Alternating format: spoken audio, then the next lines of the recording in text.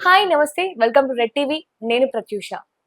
కూకట్పల్లిలో జరిగిన సహస్ర హత్య కేసు తెలంగాణ మొత్తం కూడా సంచలనం సృష్టించిందని చెప్పొచ్చు. అయితే ఈ కేసులో రోజు రోజుకి ఎన్నో మలుపులు చోటు చేసుకున్నాయి. ఫస్ట్ అయితే తన తల్లిదండ్రులు చంపేశారంటూ, అలాగే ఇంటి ఓనర్ కొడుకు చంపేశారంటూ, అలాగే పక్కింటి వాళ్ళు ఇలా చాలా చాలా ఆరోపణలొచ్చాయి. అయితే ఫైనల్‌గా నిన్న 10th క్లాస్ అబ్బాయే ఈ హత్య చేసినట్లు పోలీసులు నిర్ధారించి అతన్ని అదుపులో కూడా తీసుకున్నారు. మరి ఈ కేసులో చాలా మలుపులైతే ఉన్నాయన్నమాట. మరి దీని గురించి క్లుప్తంగా తెలుసుకునే ప్రయత్నం చేద్దాం. ప్రస్తుతం మనతో పాటు సీనియర్ జర్నలిస్ట్ భరద్వాజ్ గారు మనతో ఉన్నారు. మరి సార్‌తో మాట్లాడి మరిన్ని విషయాలు తెలుసుకునే ప్రయత్నం చేద్దాం. నమస్తే సార్. నమస్తే. సార్, ఈ సహస్ర హత్య కేసులో ఎన్నో మలుపులు చోటు చేసుకున్నాయి సార్. ఫైనల్‌గా నిన్న 10th క్లాస్ అబ్బాయి, అది కూడా వాడు ప్రీ ప్లాన్డ్‌గా ఒక పేపర్‌లో రాసుకొని మరీ హత్య చేసినట్లు కూడా తెలుస్తుంది. మరి దీన్ని ఏ విధంగా చూడొచ్చంటారు? అసలు ఆ అబ్బాయికి అంత ధైర్యం ఎలా వచ్చిందంటారు? ధైర్యం అంటే ఈ హత్యకి సంబంధించి సామాజిక బాధ్యత ఏమిటి అనేది కూడా చూడాలి. ఒక సామాజిక కోణం కూడా ఖచ్చితంగా ఉంది దీంట్లో. ఏ విధంగా ఉందంటారు? అంటే ఆ కుర్రవాడు ఆ హత్య చేశాడు, అతను 10th క్లాసు ఇవన్నీ మాట్లాడుతున్నారు. హ్మ్. 10th క్లాస్ పిల్లాడు ఇంత క్రూయల్‌గా ఉంటాడా? రెండోది అతను మొత్తం ఎలా ఎగ్జిక్యూట్ చేయాలి దీన్ని అనేది అతనికి ఒక అవసరం ఉంది. డబ్బులు అవసరం ఉంది అతనికి. హ్మ్. అంటే ఏదో కిట్ కొనుక్కోవడానికి రకరకాల వర్షన్స్ ఉన్నాయి దీనిలో. హ్మ్. దేనికైనా కావచ్చు. అంటే ఇప్పుడు పరిస్థితి ఎలా తయారైందంటే ప్రపంచం అవసరాలు అంటే నిత్యావసరాలు అని కొన్ని ఉంటాయి. నిత్యావసర వస్తువులు అంటే మనకి ఎసెన్షియల్‌గా కావాల్సింది తిండి కావాలి మనిషి బతకడానికి. హ్మ్. కప్పుకోవడానికి బట్ట కావాలి. హ్మ్. ఇది ఎసెన్షియల్ అనుకుంటే. ఈ తిండి అంటే గూడు మనకి పాత రోజుల్లో ఉంది కదా! రోటీ కపడా ఔర్ మకాన్ అని. అవును. ఈ రోటీ కపడా ఔర్ మకాన్ ఇవి మూడే ఎసెన్షియల్ అనేది ఒకప్పుడు ఉండేది. ఇప్పుడు మార్కెట్ ఎకానమీలో ఉన్నాం మనం. మార్కెట్ ఎకానమీలో మీకు ఎసెన్షియల్ కానిది కూడా ఎసెన్షియల్‌గా కనిపిస్తుంది. హ్మ్. ఇప్పుడు సెల్ ఫోన్ ఉండటం అనేది ఒక ఎసెన్షియల్ ప్రోగ్రామ్ అవుతుంది. ఆ సెల్ ఫోన్ అనేది ఏ కంపెనీది ఉండాలి అనేది కూడా ఒక ఎసెన్షియల్‌గా మారుతుంది. అంటే న్యూనత పరచటం అనేది జరుగుతుంది సమాజం వైపు నుంచి. ఐఫోన్ లేదు ఇతని దగ్గర, లేకపోతే ఒక హై ఎండ్ ఫోన్ లేదు. హ్మ్. ఇలాంటి ప్రెజర్స్ ఉన్నాయి చాలా యూత్‌లో, హ్మ్. యూత్ మీద. హ్మ్. అంటే వాళ్ళకి అవసరం లేనివి కూడా అత్యవసర వస్తువులుగాను, అవి అనివార్యంగా కొని తీరాల్సిన వస్తువులుగాను మారిపోయినటువంటి పరిస్థితి ఉంది. హ్మ్. ఓన్ కిట్ ఉండాలి, క్రికెట్ కిట్ ఉండాలి, లేకపోతే మరొకటి ఉండాలి, ఏదో కోరిక. అంటే ఈ అవసరం లేనిది అవసరంగా మార్చటం అనేది మార్కెట్ ఎకానమీలో జరుగుతుంది. మార్కెట్ చేస్తుంది, ఆ పని చేస్తుంది. అది క్లియర్‌గా వాళ్ళు అలా డ్రైవ్ చేస్తారు. హ్మ్. ఈ డ్రైవ్ చేసినప్పుడు పిల్లల బుర్రల్లో ఒక పొల్యూషన్ మొదలవుతోంది అనే విషయాన్ని తల్లిదండ్రులు కనిపెట్టే పరిస్థితుల్లో లేరు, ఉండటం లేదు. హ్మ్. కారణం ఏంటంటే వాళ్ళంత టైం స్పెండ్ చేయట్లేదు పిల్లలతో. హ్మ్. పిల్లలతో స్పెండ్ చేసి వాళ్ళు ఎక్కడ అంటే వాళ్ళని రెగ్యులర్‌గా చెక్ చేసి కరెక్ట్ చేసేటువంటి మెకానిజం లేదు, అవగాహన లేదు. వాళ్ళకి విషయాలు అర్థం కావట్లేదు పూర్తిగా. తల్లిదండ్రులకు కూడా పిల్లల పెంపకానికి సంబంధించినటువంటి ఏ అవగాహన లేకుండా పెంచుతున్నారు. ఇది ఒక దుర్మార్గం. అంటే పిల్లల్ని పెంచడం అనేది వాళ్ళే పెరుగుతారులే, లేకపోతే స్కూల్లో పడేస్తున్నాం, డబ్బులు కడుతున్నాం. వాళ్ళని పర్సనల్‌గా మనం వాళ్ళ టచ్‌లో ఉండి వాళ్ళని కరెక్ట్ చేయటం కోసం మనం ఏం చేస్తున్నాం? మన కంట్రిబ్యూషన్ ఏమిటి అనేది ఆలోచించడం లేదు తల్లిదండ్రులు. హ్మ్. ఇది తల్లిదండ్రుల వైపు నుంచి జరుగుతున్న లోపం. వాళ్ళ ప్రెజర్స్ ఉంటాయి, 100 ప్రెజర్స్ ఉంటాయి. ఉన్నప్పటికీ తల్లిదండ్రుల బాధ్యత కూడా ఉంటుంది ఖచ్చితంగా దీనిలో. హ్మ్. హ్మ్. తల్లిదండ్రుల బాధ్యత ఉంటుంది. పిల్లల్ని ఎక్కువ టైం ఎంగేజ్ చేస్తున్నటువంటి టీచర్లు వాళ్ళ బాధ్యత కూడా ఉంటుంది దీనిలో. హ్మ్. సామాజిక బాధ్యత, మార్కెట్ ఎకానమీ పిల్లల మీద పెంచుతున్న ప్రెజర్ ఉంది. వీటన్నిటి దృష్ట్యా అతనికి ఏదో నీడ్ ఉంది, డబ్బుల నీడ్ ఉంది. హ్మ్. ఆ డబ్బులు సంపాదించటం అనేది ఎలాగైనా సంపాదించవచ్చు. మార్కెట్ ఎకానమీ ప్రొవిజన్ ఏంటంటే ఇది పరుగు పందెం వ్యవస్థ. మార్కెట్ వ్యవస్థని పరుగు పందెం వ్యవస్థతో పోల్చారు. ఇక్కడ ఎవరైనా సరే ఏదైనా చేసి డబ్బులు సంపాదించు, ఏదైనా చేసి హ్మ్. ఏం చేసైనా సరే నీ దగ్గర డబ్బులు ఉన్నాయా లేదా అన్నదే ప్రధానం. కాబట్టి ఈ డ్రైవ్ ఉంది సమాజంలో. ఈ డ్రైవ్ ఉండటం వల్ల చాలా మంది రకరకాల క్రైమ్స్ చేస్తున్నారు. హ్మ్. ఇప్పుడు బ్యాంకుల్ని ముంచేస్తున్నారు, పారిపోతున్నారు, రకరకాల క్రైమ్స్ చూస్తూనే ఉన్నాం కదా మనం. ఉమ్, పొలిటికల్ క్రైమ్స్ ఎన్ని చూడట్లేదు, అవును. పొలిటీషియన్స్ ఎన్ని స్కాములు చేయట్లేదు. ఉమ్, చంద్రబాబు నాయుడు గారు దాదాపు 2000 అదేంటి 5 ఎకరాల్లోనూ 6 ఎకరాల్లోనూ ఇల్లు కడుతున్నాడు అక్కడ అమరావతిలో. ఉమ్, ఎక్కడి నుంచి వచ్చింది ఆయనకి? 2 ఎకరాల రైతు, ప్రజాసేవలో ఉన్నాడు ఆయన పాపం. ఆవిడ ఏదో చిన్న హెరిటేజ్ లాంటి బిజినెస్ ఉంది కాబట్టి ఇన్ని ఎకరాలు కొనేసి ఇల్లు కట్టుకోగలరా? ఎక్కడి నుంచి వస్తున్నాయి ఈ డబ్బులు అనేది ఎవడన్నా చెక్ చేస్తున్నాడా? ఉమ్, ఎన్ని క్రైమ్స్ ఇన్వాల్వ్ అయి ఉంటాయి అందులో? ఇలా ప్రతి ఏరియాలోనూ క్రైమ్ ఉంది. ఉమ్, క్రైమ్ లేదు అని చెప్పడం అనేది కాదు, క్రైమ్ను విశ్వవ్యాపితం చేయటం కూడా మార్కెట్ ఎకానమీ ప్రోగ్రామే. ఉమ్, పైగా దీన్ని క్రైమ్ అని అనుకోని పరిస్థితి తీసుకొచ్చేస్తున్నారు నెమ్మదిగా. ఉమ్, అంటే డబ్బులు సంపాదించటం అనేది తప్పు కాదు. ఇప్పుడు జగన్మోహన్ రెడ్డి గారి బంగ్లా ఉంది అక్కడ, ఆయనకు 5-6 చోట్ల బంగ్లాలు ఉన్నాయి. ఎక్కడి నుంచి వస్తుంది ఈ డబ్బులన్నీ? ప్రజాసేవలో ఉన్న వాళ్ళకి ఎక్కడి నుంచి వస్తున్నాయి ఇన్ని డబ్బులు?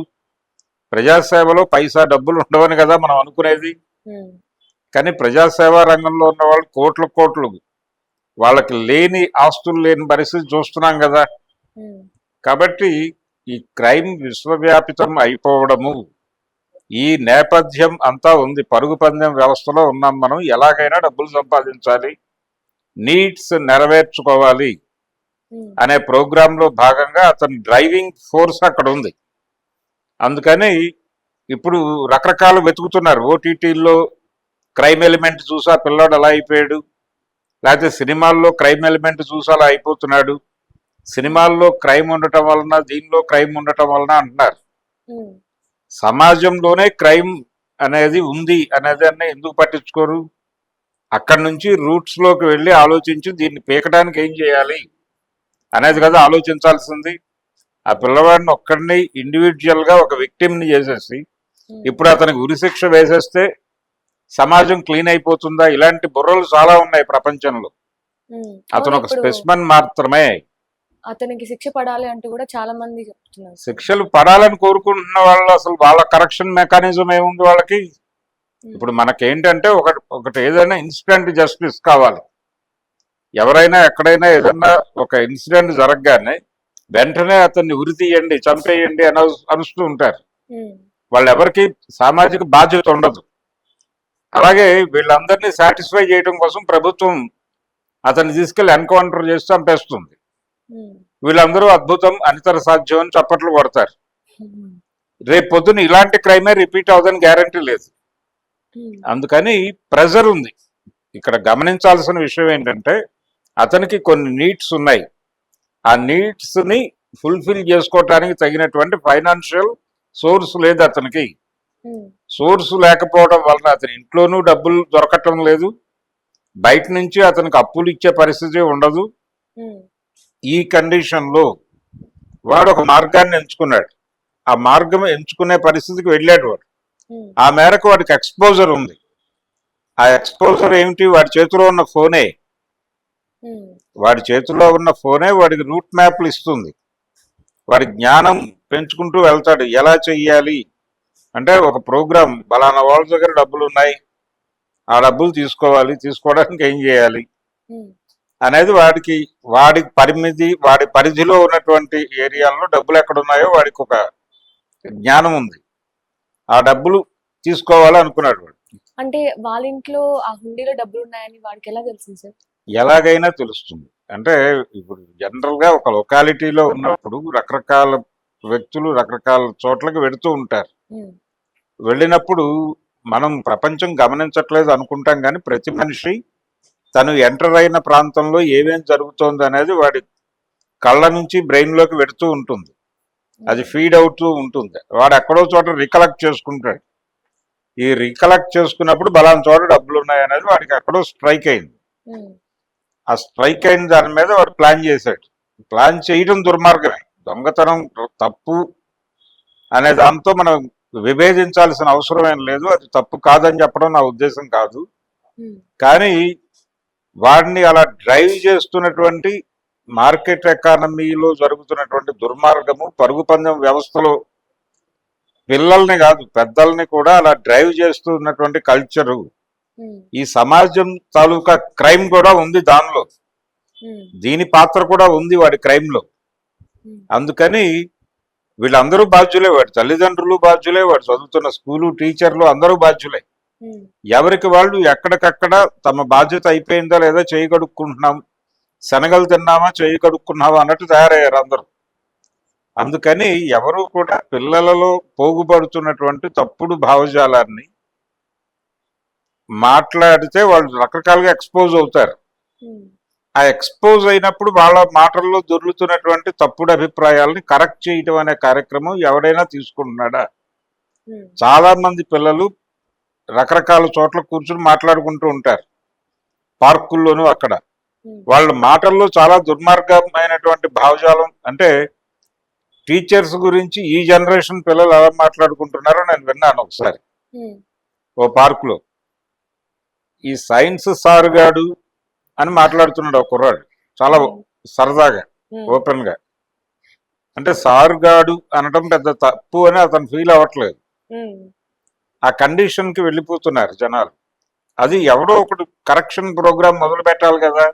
ఉమ్, వాళ్ళ మదరో ఫాదరో వాళ్ళకి ఎవరికి తీరికలు లేవని చెప్తున్నారు, కానీ తీరికలు లేకుండా ఏం లేరు. ఉమ్, కానీ వాళ్ళ కంపార్ట్మెంట్ లో వాళ్ళు ఉంటున్నారు. మదర్ కో కంపార్ట్మెంట్ ఉంటుంది, ఫాదర్ కో కంపార్ట్మెంట్ ఉంటుంది, వాళ్ళ కంపార్ట్మెంట్ లో వాళ్ళు ఉంటున్నారు. వాళ్ళకి పిల్లలు ప్రెజర్ గా తయారయ్యారు. ఉమ్, ఆ పరిస్థితులు ఉండటం వలన వాళ్ళు వీళ్ళకు కంపార్ట్మెంట్ క్రియేట్ చేసి అందులో పడేస్తున్నారు. ఉమ్, అంటే చిన్నప్పుడేమో కిండర్ గార్డెన్ లోనో ఎక్కడో చోట పడేసి వాళ్ళ పనులు వాళ్ళు చేసుకోవటం, ఇతని బ్రెయిన్ లోకి వెళ్లాల్సినవి ఏవో వెళ్తూ ఉంటాయి. సరే ఇప్పుడు మనం చూస్తే ఆ అబ్బాయి కనీసం ఒక చిన్న క్లూ కూడా వదలకుండా మొత్తం ప్రీ ప్లాన్ గా రాసుకొని వెళ్ళి అక్కడ మర్డర్ చేశాడు వచ్చేసాడు. 5 days అయినా సరే పోలీసు అసలు కనిపెట్టలేదు. ఎవరో ఒక అతను చెప్తే తప్ప అతను దొరికాడు. ఒకవేళ అతను కూడా చెప్పకపోతే అసలు అతను దొరికే ఛాన్స్ కూడా ఉండదు. అసలు ఇంత క్లియర్ గా ఎలా చేసి ఉంటాడు అంటారు సార్? అంటే అతనికి మోటో అది అంత బలంగా ఉంది, అతని కోరిక. ఉమ్, అతని కోరిక బలంగా ఉంది, అక్కడ డబ్బులు ఉన్నాయనే విషయం తెలుసు, దాన్ని తీసుకోవాలి అనుకున్నాడు. ఉమ్, తీసుకోవడానికి సంబంధించి ఒక ఆర్గనైజ్డ్ గా డిజైన్ చేసుకున్నాడు అతను. ఈ డిజైన్ చేసుకోవడానికి రకరకాల రూట్ మ్యాప్స్ అతనికి ఫోన్ లోనే దొరుకుంటాయి. ఉమ్, అంటే రకరకాల క్రైమ్స్ వెరిఫై చేసి ఉంటాడు అతను. అంటే ఒక స్టడీ, ఒక అధ్యయనం చేశాడు, వాడు పరిశోధన చేశాడు. ఉమ్, దీన్ని ఎలా చేయాలి, ఎలా ఎగ్జిక్యూట్ చేయాలి, ఎలా డబ్బులు తీసుకురావాలి ఉమ్, అనే దానికి సంబంధించి ఒక ప్రాపర్ డిజైన్ చేసుకున్నాడు అతను. ఉమ్. దాంట్లో కూడా చేసుకుని 2 ways ఉన్నాయి. ఒకవేళ ఎవరైనా చూస్తే ఒకటి, అవును, అది ఎట్లా చూడకపోతే. ప్లాన్ బి ఉంటుంది. అంటే వెళ్ళినప్పుడు అది డిస్టర్బ్ అయితే దాన్ని ప్రాపర్ గా ఎగ్జిక్యూట్ చేయడానికి ఎవరైనా చూస్తే దాన్ని ఎట్లా కంట్రోల్ చేయాలి ఉమ్, అనేది కూడా అతను ప్లాన్ చేసుకునే కత్తి పట్టుకుని వెళ్ళాడు అనేది కదా ఇప్పుడు బయటకు వచ్చిన వార్త. అవును. ఉమ్, అయితే ఇతన్ని కేవలం అతని వరకే పరిమితం చేసేసి దాన్ని, అతన్ని ఏదో చంపేస్తాను, అతన్ని ఉరి తీసేస్తాను, సమాజం క్లీన్ అయిపోతుంది అని అనుకోవడం తప్పు. చాలా సందర్భాల్లో పేరెంట్స్ ను కొట్టే పద్ధతిలో పిల్లలు తయారయ్యారు ఈ మధ్య కాలంలో. అవును. ఫోన్ చూస్తే తిడుతున్నారని చెప్పేసి పేరెంట్స్ నే కొడుతున్నారు. పేరెంట్స్ మీద దాడులు జరుగుతున్నాయి, మదర్ ని కొడుతున్నారు పిల్లలు. ఉమ్, చాలా మంది వెళ్ళిపోయి అక్కడ మైకులు పట్టుకొని పిల్లల్ని చంపేస్తున్న తల్లులు కూడా ఉన్నారు. ఉమ్, రెండూ జరుగుతున్నాయి. అవును. దీన్ని, ఈ ఇన్సిడెంట్ జరిగినప్పుడు అక్కడికి వెళ్ళిపోయినటువంటి టీవీ ఛానల్స్ వాళ్ళు మరొకళ్ళు చాలా మానవీయ కోణంలోకి వెళ్ళిపోయి వీళ్ళు అక్కడ కన్న పేగుని తుంచేసిన కన్న కొడుకు ఇలాంటి భాష అంతా మాట్లాడుతూ ఉంటారు. ఉమ్, నవమాసాలు మోసి పెంచినటువంటి కొడుకుని చంపేసిన తల్లి. ఉమ్, ఈ అనవసరమైన సెంటిమెంట్లు ఇవన్నీ మాట్లాడేసి విషయాన్ని విషయంగా చూడకుండా డిస్టర్బ్ చేసి పడేస్తారు వీళ్ళందరూ. ఉమ్, ఇది తప్పు. ముందు ఈ పద్ధతిని ఆపాలి. అంటే దేన్ని నైతిక ప్రమాణాలు పట్టుకొచ్చి చూడటం కాదు.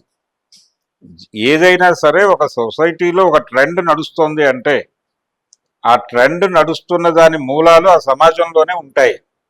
ఆ సమాజాన్ని ఏవి నడిపిస్తున్నాయో మూల సూత్రాలు, ఆ మూల సూత్రాల్లో ఉన్నటువంటి లోపాలు ఏమిటి అనేది అర్థం చేసుకుని అక్కడ మందు వేస్తే ఇవి ఆగుతాయి. ఉమ్, అక్కడ మందు వేయకుండా దాన్ని వదిలిపెట్టేసి అక్కడ మందు వేయనివ్వరు వీళ్ళు. ఉమ్, అక్కడ ఎవరైనా మందు వేస్తే వాడి మీద దాడి చేస్తారు. ఉమ్, దాడి చేసి వాడు క్రైమ్ ని ఎంకరేజ్ చేస్తున్నాడు అని చెప్పి దాడి చేస్తారు. ఇప్పుడు నా మీద కూడా క్రైమ్ ని ఎంకరేజ్ చేస్తున్నాడు వీడని ఎవరైనా దాడి చేయొచ్చు. ఉమ్. కానీ పరిస్థితులు అలా ఉన్నాయి. సరే సార్, మీరు ఇప్పుడు చెప్తున్నారు కదా, అంటే ఎక్కడైతే స్టార్ట్ వస్తుందో అక్కడే ఆ మందు వేయాలని. సో ఇప్పుడు ఈ అబ్బాయి చేశాడు, రేపు పొద్దున్నే ఇంకొకరు దీన్ని ఇన్స్పిరేషన్ గా తీసుకొని చేసేవచ్చు. బట్ దీన్ని ఎలా పులుస్తా పెట్టాలంటే మీ ఉద్దేశం ఏంటి? అంటే చాలా కాలం క్రితం 70 దశకంలో 69, 70 ప్రాంతాల్లో ఉమ్, సుడిగుండాలు అని ఒక సినిమా తీశారు ఆదుర్తి సుబ్బారావు గారు. ఉమ్, అక్కినేని నాగేశ్వరరావు గారు ఆయన నటించడం కాదు, అందులో భాగస్వామి కూడా ఆయన. ఉమ్, ఆయనకు ఆ కథ నచ్చి భాగస్వామిగా చేరాడు. ఉమ్, ఆ సినిమా కథ ఏంటంటే, ఒక జడ్జి గారి కొడుకుని ఇద్దరు, ఒక అబ్బాయి అమ్మాయి, టీనేజర్స్, వాళ్ళు తీసుకెళ్లి చంపేస్తారు. ఉమ్, ఎందుకు చంపుతారు? వాళ్ళకి వేరే మోటో ఏమి ఉండదు. ఉమ్, వాళ్ళు ఈ నవలలు చదువుతూ, ఇంగ్లీష్ డిటెక్టివ్ నవలలు అవి చదువుతూ, ఉమ్, క్రైమ్ రిలేటెడ్ నావెల్స్ విపరీతంగా ఎక్స్పోజ్ అయ్యి ఆ రోజుల్లో ఉమ్, ఆ నవలలు చదువుతున్నటువంటి పద్ధతుల్లో మనం ఒక మర్డర్ చేయగలమా అని సరదాగా అనుకుంటారు. ఉమ్, ఒక వ్యక్తిని కిడ్నాప్ చేసి చంపేయటం వాళ్ళకి అవసరం ఉండి కాదు, వాళ్ళు బాగా డబ్బులు ఉన్నటువంటి కుటుంబాలకు చెందిన వాళ్ళే, ఉమ్. ఊరికే కానీ ఎక్స్పెరిమెంట్ లాగా చేద్దాం అనుకో. వాళ్ళకు ఒక థ్రిల్ కావాలి జీవితంలో. ఉమ్, ఆ థ్రిల్ కోసం ఒక పిల్లాన్ని కిడ్నాప్ చేసి వాడిని చంపేసి జనాలందరూ గందరగోళం అయిపోతుంటే చూసి ఎంజాయ్ చేయాలన్నటువంటి ఒక పరిస్థితి, ఉమ్, ఒక మానసిక స్థితి. ఉమ్, వాళ్ళు ఆ జడ్జి గారి కొడుకుని తీసుకెళ్లిపోయి వాడిని కిడ్నాప్ చేసి చంపేస్తారు. ఉమ్, చంపిన తర్వాత పోలీసులు ప్రోబ్ చేస్తే వాళ్ళు దొరుకుతారు. ఇప్పుడు ఈ కుర్రాడు దొరికినట్టే. ఉమ్, అంటే క్రైమ్ చేసినప్పుడు క్రిమినల్ వదిలిన లీడ్స్ ఆధారంగానే వాళ్ళు దొరుకుతారు.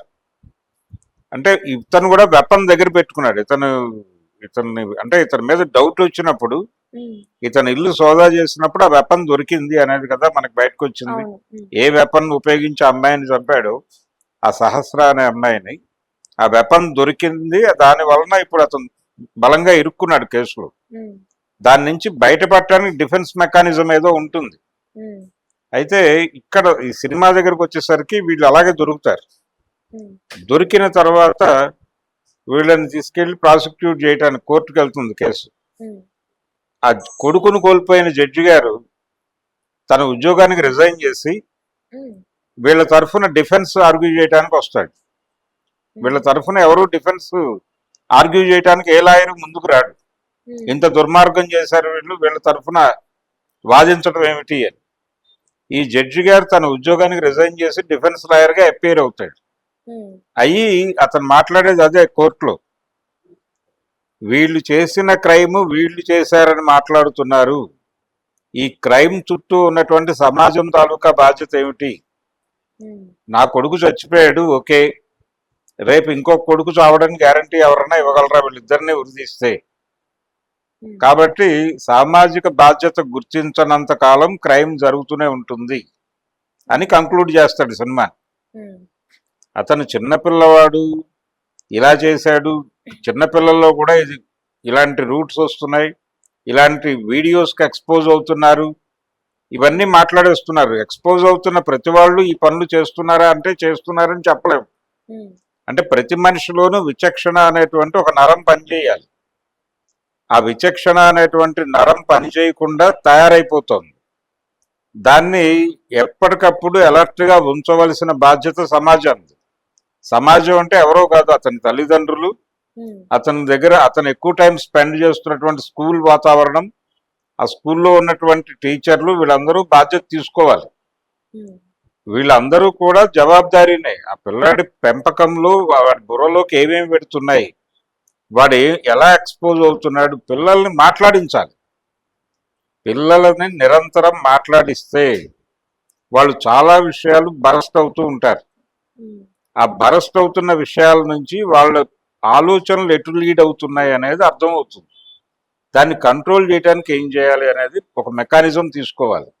ఉమ్, అది జరిగితే కొంతవరకు ఇలాంటి క్రైమ్స్ కంట్రోల్ అవుతాయి. దీన్ని ఆ బ్రాడర్ స్పేస్లో చూడకుండా ఇన్సిడెంట్గా చూసి సెంటిమెంటలైజ్ అయిపోయి, ఓ పిల్లవాడు 10వ తరగతి పిల్లవాడు ఇంత క్రైమ్ చేశాడు, ఒక అమ్మాయిని చంపేశాడు, ఇలాంటి అభిప్రాయాలు ఎక్స్ప్రెస్ చేసి వాడిని ఇమ్మీడియట్గా చంపేయాలి, వాడిని ఉరి తీయాలి, ఎన్కౌంటర్ చేయాలని నినాదాలు ఇవ్వటం వల్ల పనులవు. ఉమ్, ఈ మాట్లాడుతున్న ప్రతి ఒక్కడు వాడి అంతరంగంలోకి వాడు ఒకసారి తొంగి చూసుకోవాలి.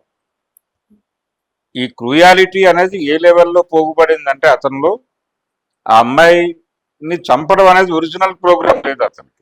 ఉమ్, ఒక అమ్మాయి చూసింది కాబట్టి ఎలిమినేట్ చేయాలి అనుకున్నాడు తను బతకటం కోసం. ఉమ్, అంటే తను ఈ క్రైమ్ లో నుంచి బయటకు రావడం కోసం ఆ అమ్మాయిని తప్పించక కుదరని పరిస్థితి ఉంది అతనికి. ఆ ప్రెజర్ లో నుంచి చంపేశాడు. ఉమ్, చంపేసి దాన్ని అంటే తన మీద ఎవరికి అనుమానం వస్తుందని అనుకోలేదు అతను. వెపన్ ఏదైనా క్రైమ్ లో వాడినటువంటి వెపన్ ని ఎక్కడ దాచటం అనేది కూడా క్రిమినల్ సైకాలజీలో చాలా పెద్ద విషయం అది. ఉమ్, కానీ అతను దాన్ని ప్రాపర్గా పారేయలేదు, ఉమ్, అలా ఉంచుకున్నాడు. ఉంచుకోవటం వలన జరిగినటువంటి లాసెస్ లో అదొక సాక్ష్యం కింద వచ్చింది, ఇప్పుడు ఉమ్, విట్నెస్ కింద వచ్చింది. రేపు పొద్దున కోర్టులో ఈ విట్నెసెస్ వీటి మీద కేసులో ఉన్న మెరిట్స్ మీద జరుగుతుంది. ఇప్పుడు ఆ పేరెంట్స్ అతనికి సపోర్ట్గా నిలబడతారా లేదా అనేది తెలియదు. ఉమ్, కోర్టు ఎలాంటి డెసిషన్ తీసుకుంటుందో తెలియదు. ఈ బయట నుంచి వస్తున్న నినాదాల ఆధారంగా ప్రభుత్వం చొరవ చేసి అతన్ని తుదముట్టిస్తుందా అనేటువంటి డౌట్ కూడా ఉంది నాకు. ఉమ్, అంటే చాలా సందర్భాల్లో చూసాం మనం, నిర్భయ కేసుల్లో జరిగేది ఇదే. ఒక అమ్మాయిని ఎవరో రేప్ చేశారని చెప్తారు, వాళ్ళని పట్టుకుంటారు, పట్టుకున్న తర్వాత సమాజం నుంచి వాళ్ళని చంపేయండి చంపేయండి అని రోడ్ల మీదకి వస్తారు ప్లకార్డులు పట్టుకుని. ఉమ్, వీళ్ళని సాటిస్ఫై చేయడానికి చంపేస్తారు వాళ్ళు. మనం చంపించేసాం, విజయవంతంగా సమస్యను పరిష్కరించామని వీళ్ళు ఇళ్ళకి వెళ్ళిపోతారు. ఎవరి జీవితాల్లోకి వాళ్ళు వెళ్ళిపోతారు. ఇంకొకటి ఎవడో మళ్ళీ అదే క్రైమ్ చేస్తాడు. ఉమ్, మళ్ళీ వీళ్ళు ఆ పాత ప్లకార్డులు పట్టుకుని రోడ్డు మీదకి వస్తారు. కాబట్టి పబ్లిక్ మూడ్ కూడా అలాగే తయారైంది. ఇన్స్టెంట్, ఏదైనా సరే ఇన్స్టెంట్గా జరగాలి అని. రూట్స్లోకి వెళ్ళి మాట్లాడాలి, రూట్స్లోకి వెళ్ళి చర్చించాలి, రూట్స్ నుంచి మాట్లాడాలి ఏ విషయమైనా అనే పద్ధతిలో ఎవరు వెళ్ళటం లేదు. ఉమ్, కనీసం ఈ కేసు విషయంలో అయినా సరే అలాంటి ఒక డ్రైవ్ జరిగితే బాగుంటుంది అనేది నా పర్సనల్ ఒపీనియన్. జరిగింది దారుణమే, జరిగింది దుర్మార్గమే. ఆ దుర్మార్గం అనేది ఒక ట్రెండ్ గాను ట్రెడిషన్ గాను మారకుండా చూసుకోవాల్సిన బాధ్యత మన మీద ఉంది. ప్రతి ఒక్కళ్ళకి పిల్లలు ఉన్నారు. వాళ్ళ పిల్లలతో ఎక్కువ టైం స్పెండ్ చేసి ఉమ్, వాళ్ళ బుర్రల్లో పోగుపడుతున్నటువంటి భావజాలం ఏమిటో తెలుసుకుని దాన్ని కడగడానికి ఏం చేయాలో ఒక ఆలోచన చేయగలిగితే ఆ వైపు ఒక డ్రైవ్ మొదలవ్వాలి. అంటే ఒకసారి ఎప్పుడో వైఎస్ రాజశేఖర రెడ్డి గారు సీఎంగా ఉండగా అన్నాడు, ఎయిడ్స్ అవేర్నెస్ ప్రోగ్రామ్ ఏదో జరుగుతుంటే ఆయన ఒక మాట అన్నాడు. అంటే మనం ధార్మికత గురించి ఎక్కువ ప్రచారం చేస్తే ఇవి తగ్గుతాయేమో అని ఒక మాట అన్నాడు. ఉమ్, అంటే మత సంబంధమైనటువంటి విషయాలు చెప్పడం ద్వారా ఇలాంటి ఇటువైపు జనాలు డైవర్ట్ కాకుండా మనం ఆపొచ్చేమో అని ఒక మాట అన్నాడు. అది కూడా ఉండదు మార్కెట్ ఎకానమీలో. ఆయన కూడా అలా అనేసాడు, కానీ ఉమ్, అలా ఆగటాలు ఉండవు. మార్కెట్ ఎకానమీ అలా డ్రైవ్ చేసేస్తుంది మనుషులు. ఉమ్, ఆ డ్రైవింగ్ జరుగుతోంది అనేటువంటి జ్ఞానం ఉండాలి జనాలకి.